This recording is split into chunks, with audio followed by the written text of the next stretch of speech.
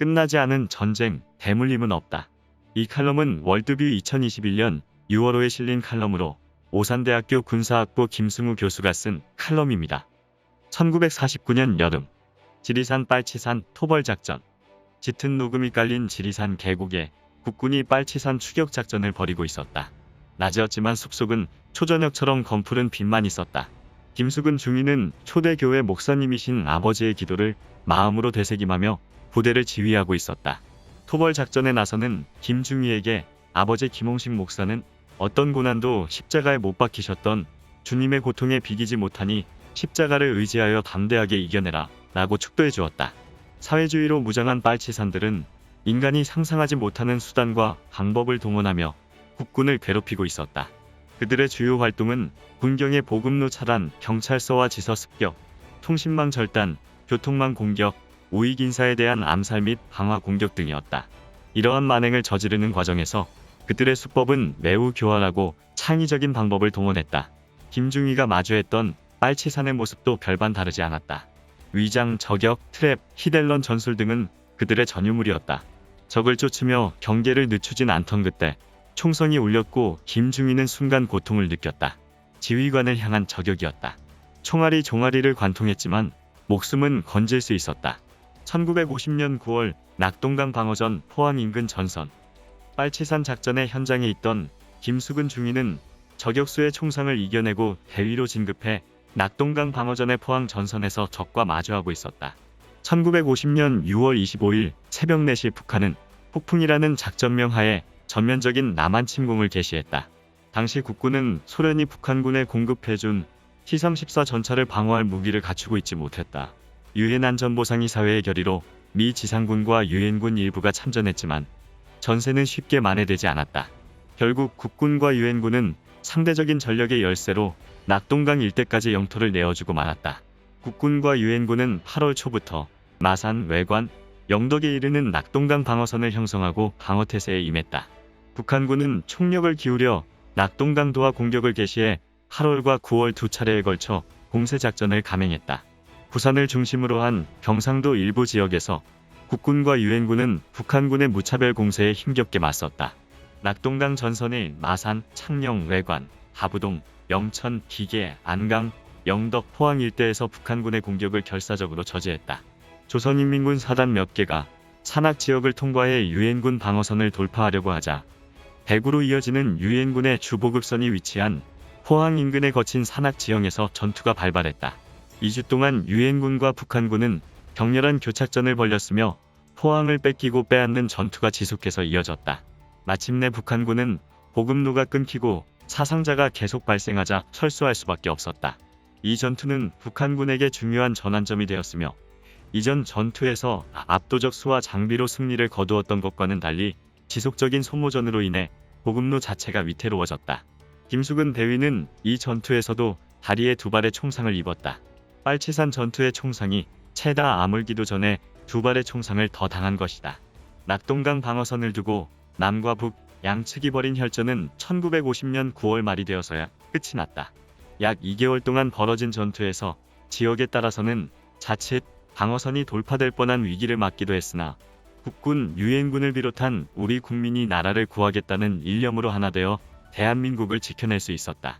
낙동강 방어선 전투는 전쟁을 초기에 종결해 남한을 점령하려는 북한의 전략을 물거품으로 만들었으며 전 병력을 집중했던 북한군의 전력을 크게 약화시키는 계기가 되었다.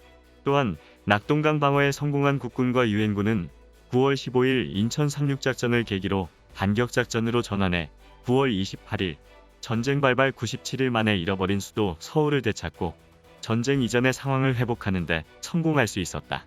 6.25 전쟁의 최대 위기이자 대한민국의 절체절명의 순간이었던 낙동강 전선은 김숙은 대위와 같은 군인과 국민의 피와 땀으로 지켜졌다.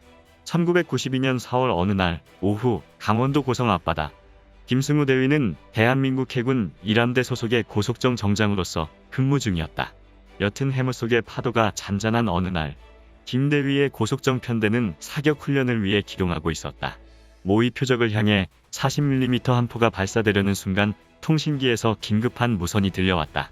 어선 한 척이 NLL로 향하고 있으며 항로 변경 조치를 위해 경고 사격을 하고 있다는 내용이었다.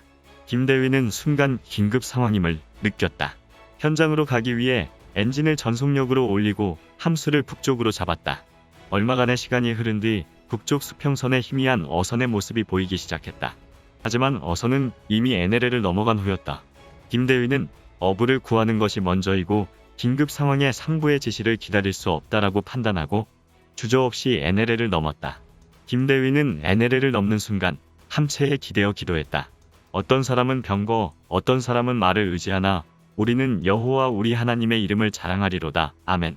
어선은 북한 수역으로 16km를 넘어간 후에 가까이 접근한 김대위 고속정을 보고 멈췄다.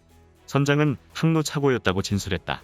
김대위는 어선을 호위하며 약 1시간여를 남하해 마침내 한국의 바다로 넘어와 구조작전을 완수했다.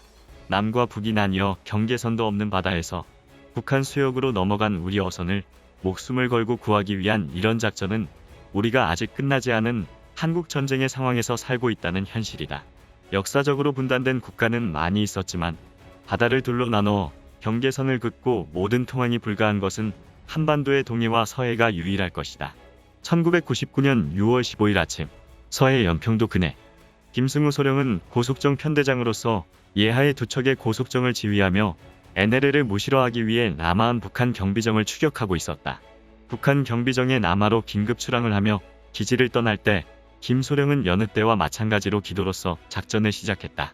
통신기에서는 침착하며 담대하게 그리고 명령이 떨어지면 단호하게 작전하라라는 이함대 사령관의 음성이 들려왔다. 이함대 지휘관들은 사령부 교회에서 영적으로 단단한 결속을 맺고 있었고 늘 같이 기도하고 있었다. 사령관의 담담한 작전 지시 속에는 그의 진실한 기도가 담겨 있음을 100km가 떨어진 바다에서조차 모든 지휘관은 알고 있었다. 그런 우리를 누가 막을 수 있겠는가? 두려움 없이 하나님의 품 안에서 작전을 하고 있음을 뚜렷이 느끼고 있었다. 제1차 연평해전은 이렇게 시작했다. 결과는 우리의 대승이었다. 북한군은 어뢰정 한 척이 침몰되고 5척이 파손되었으며 사상자는 50여 명이 발생했다. 김승우 소령이 지휘한 고속정 편대는 40mm와 20mm 한 포로 북한군 어뢰정 한 척을 격침시키고 적 장병 전원을 수장시키는 전과를 거뒀다. 2021년 6월 대한민국 어느 대학 강단 김승우 교수는 36년간의 군 생활을 마감하고 대학 교수로 재직 중이다. 그는 군간부를 지향하는 그의 제자들에게 북의 도발 실상을 알리고 실전의 경험을 학생들에게 들려주며 다음 전투는 여러분 몫이라고 가르치고 있다. 학생들은 현장의 경험담을 생생하게 들으니 눈이 초롱초롱하다. 하지만 김 교수의 마음은 편치 않다. 이 끝나지 않는 전쟁을 결국에는 후손들에게까지 넘겨줘야 한다는 현실 때문이다.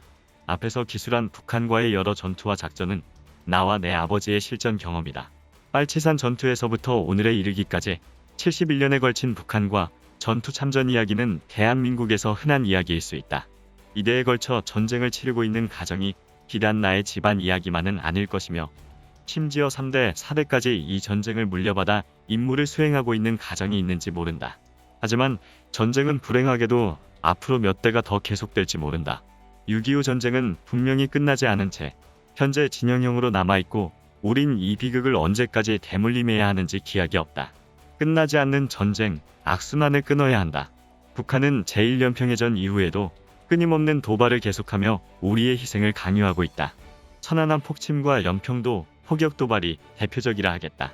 또한 근래에는 핵무기 개발을 포함해 다양한 유도무기 실험, 사이버 공간에서의 공격 등을 자행함으로써 과거와는 다른 군사적 위협들이 안보를 위협하고 있다. 미래에도 이런 상황은 좋아지지 않을 것이다. 이유는 6.25 전쟁의 당사자인 북한이 변하지 않기 때문이다. 북한의 대남 전략은 적화 통일이라는 큰 틀 속에 있다. 3대를 잇는 김씨 왕조를 거치며 적화 통일을 위한 북한의 전술은 바뀐 적이 있어도 목표 그 자체는 한 번도 바뀐 적이 없다. 대남 적화 통일로선을 체제 목표로 제시하고 있는 노동당 규약이 변함없이 유지되고 있다는 점도 우린 잘 알고 있다. 이것은 2021년 1월에 열린 북한의 노동당 8차 당 대회에서 재차 확인되었다. 북한은 8차 대회 5일차 회의에서 조선노동당 규약 개정에 대한 결정서를 채택하고 공화국 무력을 정치 사상적으로 군사기술적으로 부단히 강화한다는 내용을 새로 넣었다. 이는 핵전쟁 억제력과 자위적 국방력 강화 입장을 제도화, 공고화하겠다는 의미이며 군사적 우위에 입각한 통일 추진 의지를 드러낸 것이다. 핵과 미사일에 기반한 우월한 국방력으로 한반도를 적화, 통일하겠다는 노선을 확인한 것이다. 전쟁 발발 후 71년 동안의 불안정한 휴전 상태에서 기인한 불안과 증오, 군사적 긴장이 우리 국민의 삶을 지배해왔다. 세계가 탈냉전의 시대를 맞은 이후에도 한반도는 줄곧 군사 패권의 각축장이 되어 핵 군비 경쟁과 확산을 촉발하는 도화선 고시를 했다. 이제는 악순환의 고리를 끊어야 할 때가 되었다.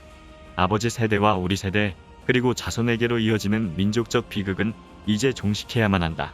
이를 위해 우리는 외교적 차원의 공조나 접근과는 별도로 북한의 직접적 안보 위협을 확실히 제어할 수 있는 군사 역량 강화가 우선적으로 필요하다.